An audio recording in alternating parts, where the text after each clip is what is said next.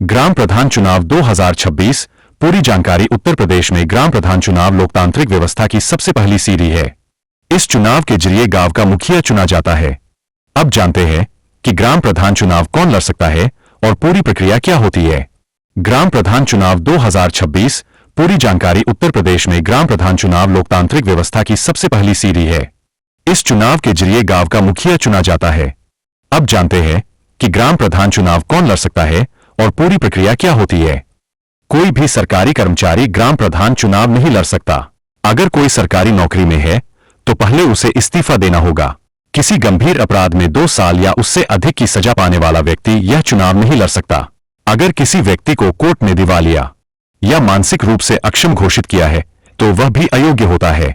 भाग 2 आरक्षण के नियम। अगर ग्राम प्रधान की सीट अनुसूचित जाति के लिए आरक्षित है तो केवल अनुसूचित जाति का व्यक्ति ही चुनाव लड़ सकता है।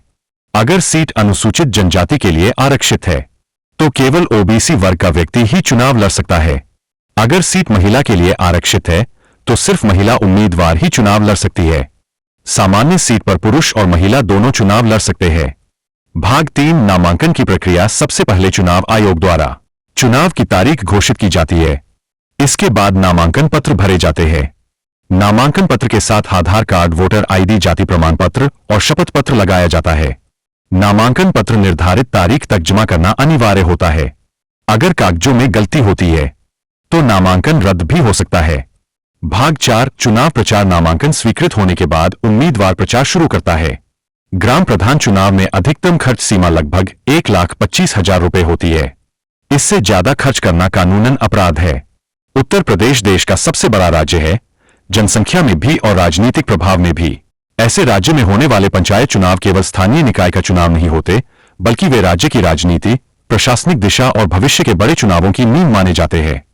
वर्ष 2026 में होने वाले पंचायत चुनाव को लेकर उत्तर प्रदेश के मुख्यमंत्री योगी आदित्यनाथ का रुख, उनकी सरकार की तैयारियां और उनके संदेश पर पूरे देश की राजनीतिक निगाहें टिकी हुई है। हालांकि योगी आदित्यनाथ ने पंचायत चुनाव को लेकर कोई एक भाषण में तारीख घोषित जैसी बात नहीं कही है, लेकिन उनके बयानों, सरकारी निर्देशों और प्रशासनिक फैसलों से साफ संकेत मिलता है कि उनकी सरकार पंचायत चुनाव को समय पर पारदर्शी तरीके से कानून व्यवस्था के सख्त पालन के साथ और विकास के एजेंडे से जोड़कर कराना चाहती है। योगी आदित्यनाथ का पंचायत चुनाव को लेकर मूल दृष्टिकोण। योगी आदित्यनाथ के राजनीतिक सोच में पंचायत और स्थानीय निकाय चुनावों को सुशासन की पहली सीढ़ी माना जाता है। उनके कार्यकाल में बार बार यह बात दोहराई गई है कि जब गांव मजबूत होंगे तभी प्रदेश मजबूत होगा। पंचायत चुनाव को लेकर योगी सरकार का मूल दृष्टिकोण 3 बिंदुओं पर केंद्रित रहा है। समय पर चुनाव, अराजकता और बाहुबल से मुक्त चुनाव, विकास को पंचायत स्तर तक पहुंचाने वाला नेतृत्व।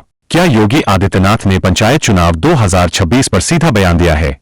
सीधे शब्दों में कहा जाए तो योगी आदित्यनाथ ने पंचायत चुनाव 2026 की तारीख को लेकर कोई व्यक्तिगत राजनीतिक बयान नहीं दिया, लेकिन उनकी सरकार के मंत्री, पंचायती राज विभाग, राज्य निर्वाचन आयोग और प्रशासनिक आदेश, ये सभी सीएम के निर्देश और सहमति से ही आगे बढ़ते हैं। योगी सरकार की ओर से यह स्पष्ट संदेश दिया गया है कि पंचायतों का कार्यकाल समाप्त होने से पहले चुनाव कराना। योगी सरकार के कार्यकाल में पंचायत व्यवस्था एक पृष्ठभूमि। योगी आदित्यनाथ ने 2017 में मुख्यमंत्री बनने के बाद पंचायतों को लेकर कुछ स्पष्ट बदलाव किए।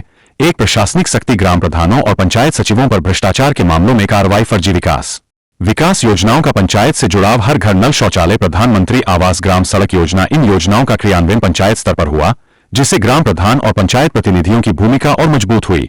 योगी सरकार के लिए पंचायत चुनाव सिर्फ वोटिंग नहीं, बल्कि कानून व्यवस्था की परीक्षा भी होते हैं। 2021 के पंचायत चुनाव के बाद योगी सरकार ने स्पष्ट किया था कि बूथ कैप्चरिंग, हिंसा, अवैध हथियार और बाहुबल, इन पर जीरो टॉलरेंस की नीति अपनाई जाएगी। पंचायत मतदाता सूची और प्रशासनिक तैयारी। योगी सरकार के निर्देश पर मतदाता सूची का विशेष पुनरीक्षण, फर्जी और मृत मतदाताओं के नाम हटाने की प्रक्रिया, नए मतदाताओं को जोड़ना, इन सब पर जोर दिया गया है। इसका राजनीतिक मतलब साफ है, चुनाव नतीजे जमीन की सच्चाई।